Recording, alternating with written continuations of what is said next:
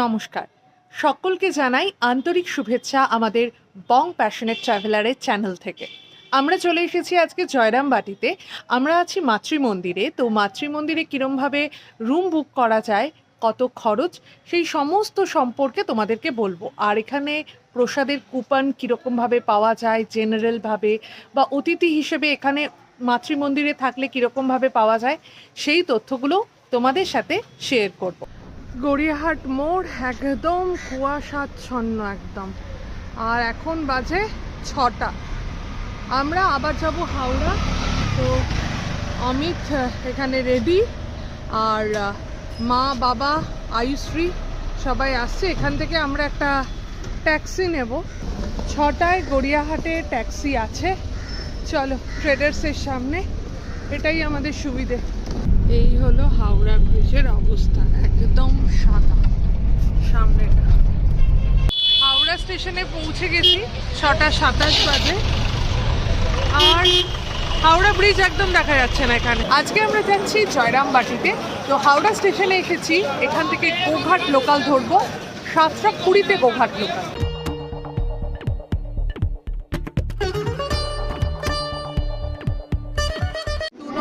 Howrah Goghat local দিয়ে দিয়েছে 7:25-এ ছাড়। আমি ভেবেছিলাম যে একদম হালকা হালকা হবে, কিন্তু বেশ ভিড় আছে।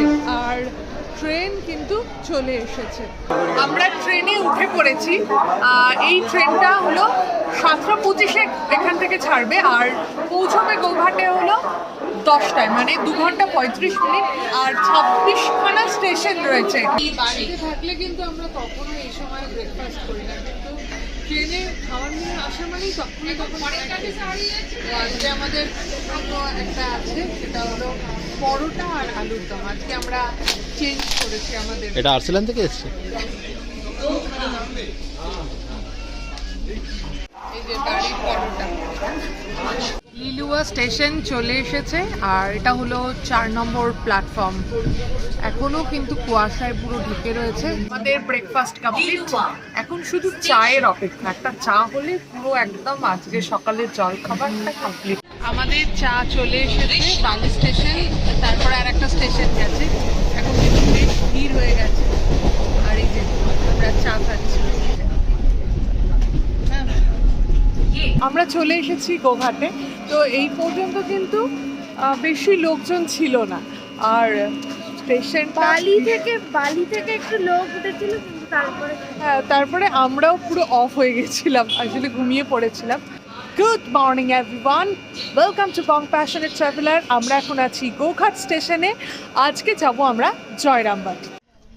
একটাই প্ল্যাটফর্ম, কিন্তু এখান থেকেই আবার হাওড়ার দিকে ট্রেন এখান থেকেই ছাড়বে, আবার হাওড়া থেকে ট্রেন এখানেই আসে। আর চওড়া একদম এই প্ল্যাটফর্মটা, খুব সুন্দর দেখতে। আর এই জায়গাটা এত সুন্দর, মানে আকাশটাও একটা সেই পেজা তুলো হয়ে রয়েছে আকাশটা। হ্যাঁ, আর গাছ পুরো ভর্তি। আমরা যেরকম মানে আদর্শ গ্রাম বলতে ভাবি আর কি, বুঝি, সেই রকম আর কি।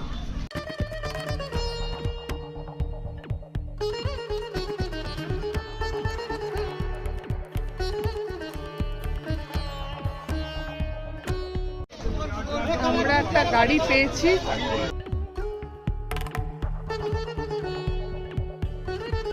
আমরা এখন চলে এসেছি কামারপুকুর বাজারে। স্টেশন থেকে 4.5 কিলোমিটার। জয়রামবাটিতে আমরা এখানে জলযোগের সামনে দাঁড়িয়ে রয়েছি। আমরা কিন্তু বাঁকুড়া জেলায় ঢুকে পড়েছি। আর আজকে আমরা 4খানা জেলা অতিক্রম করে এসেছি। বাবাকে জিজ্ঞেস করছি মিষ্টি কার জন্য কিনছে, বলে মায়ের বাড়ি যাচ্ছি, মিষ্টি তো কিনতে হবে। হ্যাঁ, ঠিকই তো। কি আমরা আজকে কি জেলা অতিক্রান্ত করেছি? কলকাতা, হ্যাঁ, হাওড়া, হুগলি। এখন বাঁকুড়ায় ঢুকে হুগলি, গোঘাট হলো হুগলি। গোঘাট।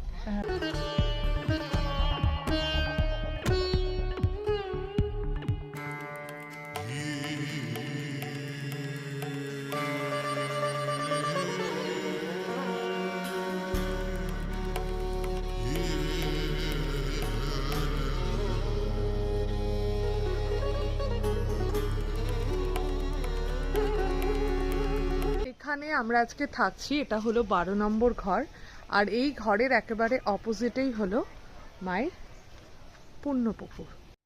কি সুন্দর এখানে গাছ, আর একদম আদর্শ গ্রাম বলতে যেরকম হয়, পুরো বাঁধানো ঘাট। আর এখানে কিন্তু বাইরের মানুষজনও কিন্তু এই পুকুরটা অ্যাক্সেস করছে।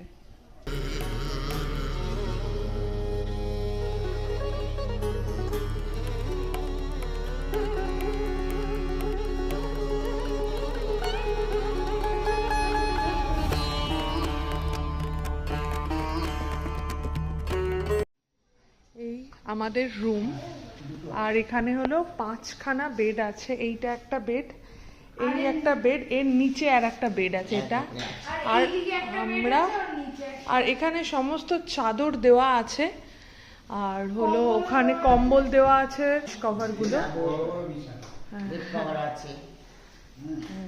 আর এই হলো বাথরুম, এই বাথরুম গরম জলের কল বলছে আলাদা আছে। এইটা হলো টয়লেট এরিয়া, আর এটা হলো বেডিং এরিয়া।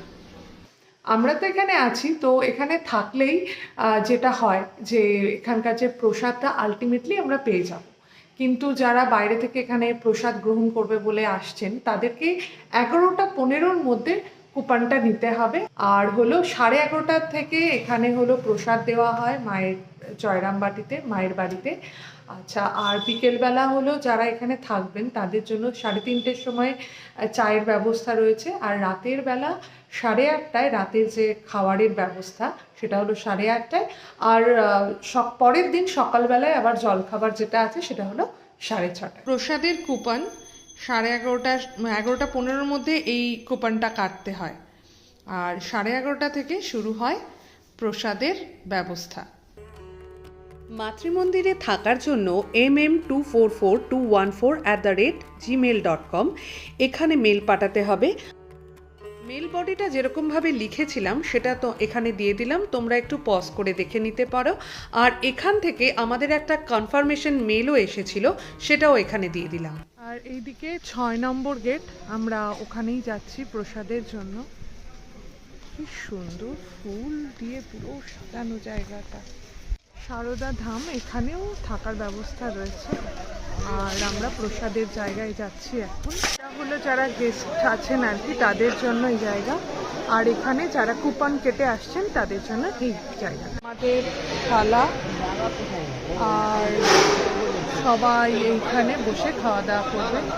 এখানে সবার খাওয়ার ব্যবস্থা হয়েছে, আর এই হলো গেস্ট যারা আছে তারা। ট্রলিতে করে ভাত আসছে।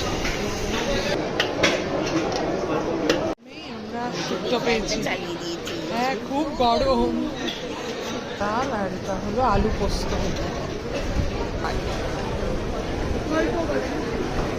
এখানে যদি কেউ গাড়ি নিয়ে আসেন, ড্রাইভার্স কোয়ার্টারও আছে, মানে যারা চালক হিসেবে আসবেন তারা এখানে থাকতে পারেন। এই হলো মায়ের মন্দির। শ্রী শ্রী মায়ের পিতৃবংশের কুলদেবতা শ্রী শ্রী সুন্দরনারায়ণ ধর্ম ঠাকুরজিউ এবং শ্রী শীতলা মাতা, তার মন্দির হলো এইটা। Ramakrishna Mission Sarada charitable dispensary, doctor schedule 2022। এই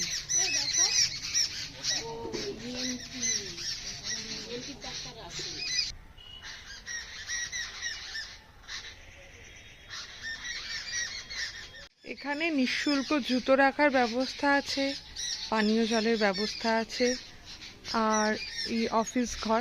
আমরা একটু ঘুমিয়ে পড়েছিলাম, তো আবার উঠে পড়েছি। এখন বাজে 3:15, 3:30-র সময় এখানে একটা চায়ের ব্রেক হয়, তো সেখানে আমরা যাচ্ছি। আর তোমাদেরকে একটু জয়রামবাটিটা ঘুরে দেখাবো। আমরা তো এখানটায় রয়েছি 12 নম্বর ঘর, আর এইখানেও কিন্তু খুব সুন্দর দুটো রুম রয়েছে।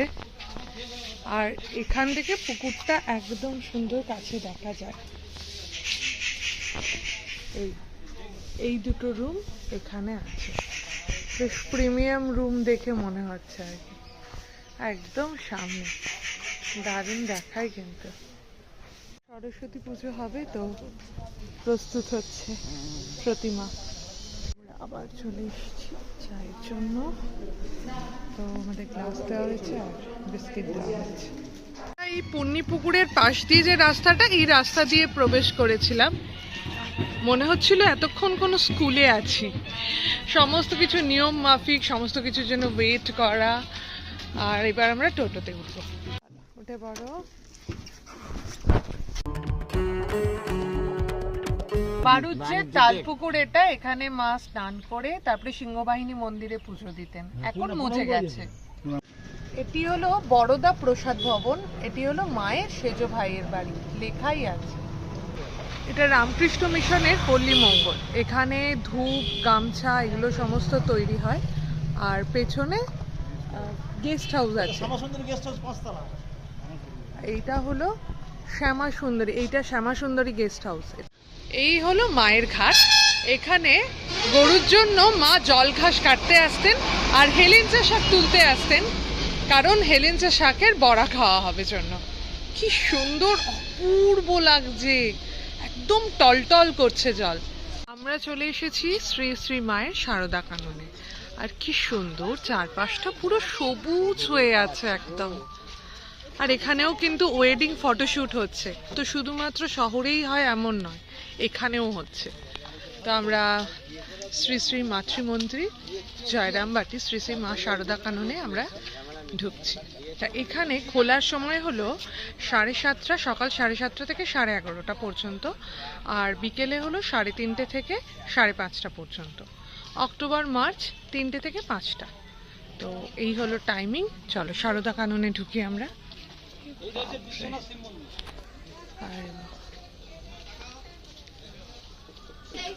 আমরা আছি বিশ্বনাথ শিব মন্দিরে, আর কি সুন্দর জায়গাটা, বিশেষ করে ওই যে একটা ব্রিজ মতন রয়েছে, ওটা বেশ সুন্দর লাগছে দেখতে। শ্রী শ্রী মায়ের গঙ্গা ঘাট, এটা হলো আমোদর নদী। মা ছিলেন সবচেয়ে বড়, আর তার ছিলেন 4 ভাই। তাদেরকে স্নান করিয়ে এখানে এই বোধি বৃক্ষ অশ্বত্থ গাছে এখানে এসে মুড়ি টুড়ি খেয়ে উনি এখানে স্নান করতে নামতেন।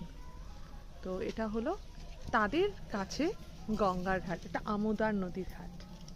আর সেই ঘাটের পাশেই এটা শারদা মায়ের বাবা এবং মায়ের স্মৃতি মন্দির। এই হলো শারদা কানন, অদ্ভুত সুন্দর, ছবির মতন একদম। এইটা বলছে মণিকর্ণিকা, শ্রী শারদা মা প্রদর্শনী হল আর কি। শারদা মা এক্সিবিশন, এখানে মায়ের জীবনের গাথা বর্ণিত আছে পুরো দেওয়ালে দেওয়ালে। আর কি সুন্দর, মনে হচ্ছে আর কিছুদিন পরেই এখানে শালুক বা পদ্ম ফুটবে। 1853 সালের আগে উনি ওনার মাকে এসে দেখা দিয়েছিলেন যে আমি তোমার বাড়িতে আসছি। তারপরে 1853 সালের 22শে সেপ্টেম্বর উনি জন্মগ্রহণ করেন। তো সেই সমস্ত জিনিসগুলো, তারপরে তার যখন বিয়ে হয়, তার যখন স্বয়ংবর হয়, তখন যখন তাকে বলা হয়েছিল, এটা আমরা সবাই জানি যে একজন আত্মীয়া বলেছিল তুই কাকে বিয়ে করবি। তো সেই জায়গায় উনি কিন্তু ছোট্ট শারদা, বালিকা শারদা, উনি কিন্তু তখন রামকৃষ্ণ পরমহংস দেবকে নিজের স্বামী হিসেবে দেখিয়েছিলেন আর কি। তো সমস্ত কিছু এখানে চিত্রাঙ্কিত করা আছে, খুব ভালো লাগছে এই জায়গাটায়। রক্ষণাবেক্ষণের কাজ চলছে, বাগান। হলো পঞ্চবটি, এটা হলো আমলকি গাছ, এটা হলো বেল গাছ, আর এটা হলো অশোক গাছ, অশ্বত্থ গাছ, তাই তো এটা। আর ওইটা দূরেরটা বট গাছ, অশ্বত্থ গাছ। তো এই কাকু আর কি আমাদেরকে সমস্ত ইনস্ট্রাকশন দিচ্ছেন আর কি, খুব ভালো ঘুরিয়ে ঘুরিয়ে দেখাচ্ছেন। আর এই হলো আমোদর নদী। এখানে বনবিবি শীতলা মায়ের পুজো হয়, তো বন বুড়ি। আর এখানে আলুর ক্ষেত, প্রচুর আলু চাষ হয়। আমরা এখন এসেছি শিহরে, এটি হলো মায়ের মামা বাড়ি, সেই বেলতলায় যেখানে এসে মা প্রথমে দেখা দিয়েছিলেন তার মাকে। শিহর, এইটা হলো মায়ের মন্দির। ভেতরে তো ছবি তোলা নিষেধ। আর এখানে গোয়াল ঘর টর সব আছে, কত পরিপাটি। আমাদের ওখানেও আছে গোয়াল ঘর, কিন্তু এত পরিপাটি নয়। কি সুন্দর করে ব্যবস্থা করা হয়েছে। এটা হলো শ্রী ঠাকুর ও হৃদয়ের দুর্গা মণ্ডপ। এইখানেই ছিল হৃদের বাড়ি, আর যেখান থেকেই মায়ের সম্বন্ধ হয়েছিল। নারায়ণ মন্দির। এই হলো হৃদয় ভবন, ঠাকুরের ভাগ্নে হৃদে তার বাড়ি। শ্রী শ্রী শান্তনাথ শিব মন্দির, এখানে যাত্রা হয়েছিল, সেইখানেই কিন্তু মায়ের সঙ্গে ঠাকুরের প্রথম দেখা হয়েছিল, যেখানে এক আত্মীয়া বলেছিলেন মাকে যে তুমি কাকে বিয়ে করতে চাও, তখন মা কিন্তু ইশারায় দেখিয়েছিল। এইটা প্রথমে হলো টিনের আটচালা ছিল, এখন সব বাঁধিয়ে দেওয়া হয়েছে। শিহরের শান্তিনাথ মন্দির, শিব মন্দির। জয়রামবাটি বাঁকুড়া জেলায়, আর কামারপুকুর হলো হুগলি জেলায়। তো বাঁকুড়ার লাল মাটি। এই হলো মা সিংহবাহিনীর মন্দির। এখানে কথিত আছে মা এই মন্দিরে পুজো করতে আসতেন, আর এই মাতৃ মন্দিরে যে মাটি, সেই মাটি নাকি বাড়িতে রাখলে সবার রোগ থেকে সবাই সুস্থ থাকে, রোগ থেকে সবাই নির্মুক্ত থাকে, রোগ থেকে।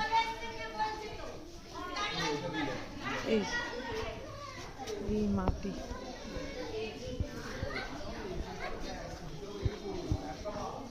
মা সিংহবাহিনী।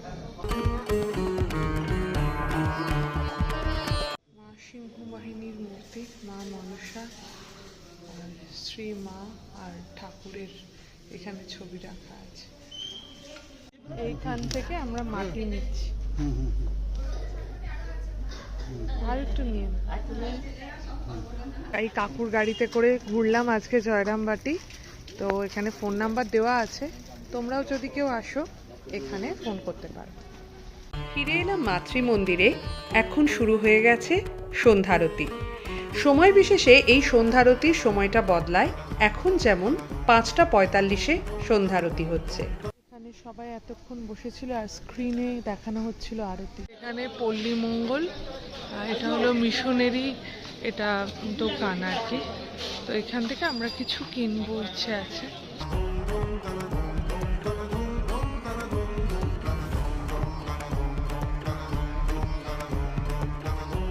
এই যে শাল পাতায় দিয়ে আমরা চপ খাচ্ছি।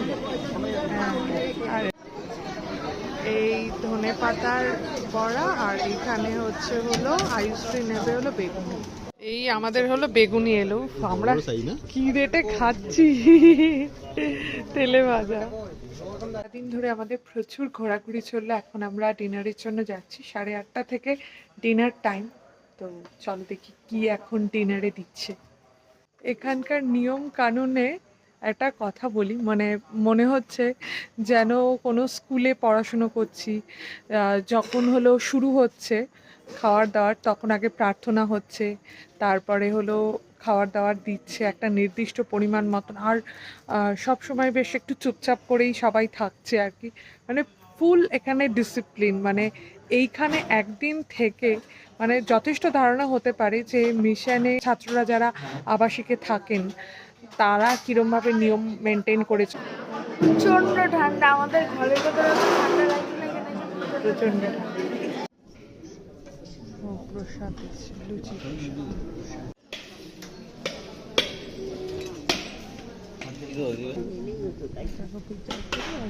রুটিও আছে,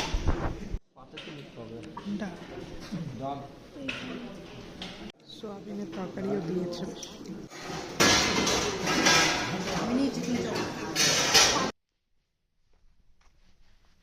যদিও আমরা অ্যালার্ম দিয়ে দিয়েছিলাম, কিন্তু এখানে একটা ঘন্টা পড়লো আর কি, যা জানান দিল যে মঙ্গল আরতি আরম্ভ হবে।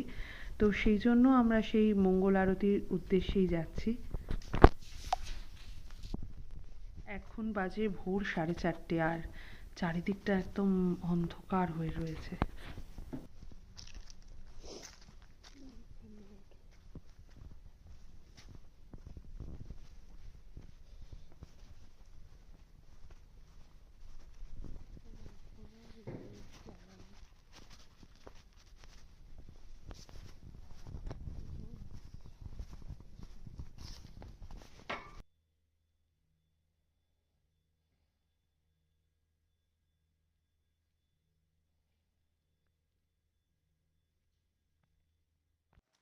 এখন ঘড়িতে বাজে 4:30 একটু বেশি, কারণ 4:30 সময় মঙ্গল আরতি শুরু হলো। নীরবতাটা যে এত সুন্দর করে উপভোগ করা যায়, মানে সত্যি, মানে একদম মানে ভাবতেই পারছি না। কারণ যখন মায়াপুরে গেছিলাম তখনও 5টা নাগাদ মঙ্গল আরতি হয়েছিল।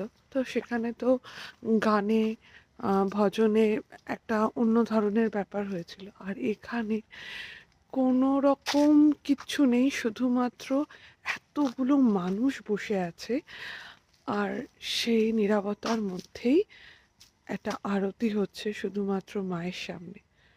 অপূর্ব অপূর্ব। যখনই জয়রামবাটিতে কেউ আসবে এই মঙ্গল আরতিটাকেও মিস করো না। এখন বাজে 6:30, রবিবারের 6:30। আমরা রবিবারে কখনো 6:30টায় নটার আগে ওঠে আমাদের না। চোখ খোলে না, এখন 6:30টাও নয়, 6:48। আমরা অলরেডি লেট হয়ে গেছি। 18 মিনিট লেট করেছি। হ্যাঁ, দেখা যাক আমাদের বকে না গিয়ে দেয়। আমরা খাবার দাবার পাই কিনা। ঠিক আছে, এখানে কি হবে জানি। চা আর এই কলা। মায়ের পুরাতন বাড়ি, কি সুন্দর। এ হলো মায়ের শ্রী শ্রী মায়ের বৈঠকখানা, যেখানে জগদ্ধাত্রী পুজো অনুষ্ঠিত হয়। এই হলেন মায়ের মামি, এই ঘরে থাকতেন। কি চওড়া চওড়া দালান, ছবিও আছে। এটা হলো রান্নাঘর, আর এ হলো সদর দরজা। অবশেষে আমরা তো ওখানে সকালে জল খাবারের সুযোগ পেলাম, তো ভালোই লাগলো। একদিনের আশ্রমিক জীবন। কেউ যদি আমাকে এখন জিজ্ঞাসা করো জয়রামবাটি তে কেন থাকবো, মানে মাতৃমন্দিরে, দেখো জয়রামবাটিতে এটা কলকাতার খুব কাছাকাছি একটা জায়গা, তো এখানে প্রচুর হোটেল আছে, সেখানেও থাকতে পারো।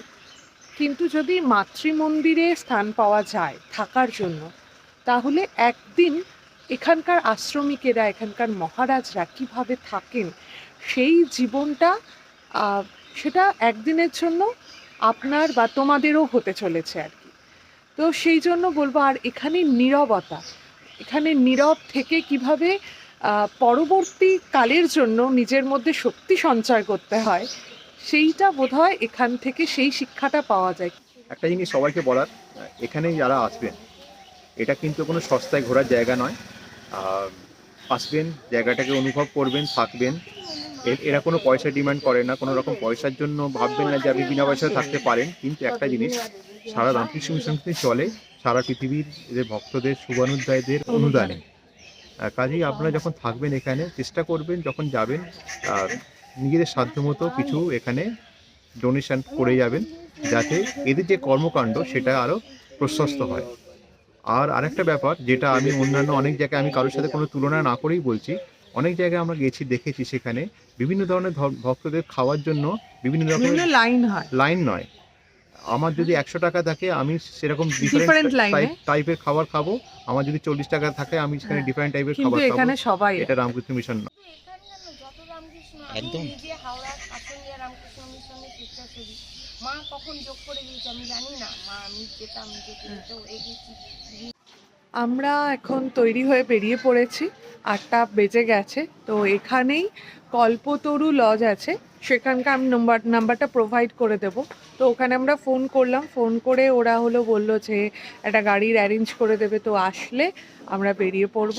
তো আমি জয়রামবাটিতে যতটুকু আমরা দেখেছি, যতটুকু অনুভূতি যা হয়েছে আর কি, সেই অনুভূতি এবং এক্সপিরিয়েন্স তোমাদের সঙ্গে আমরা শেয়ার করলাম।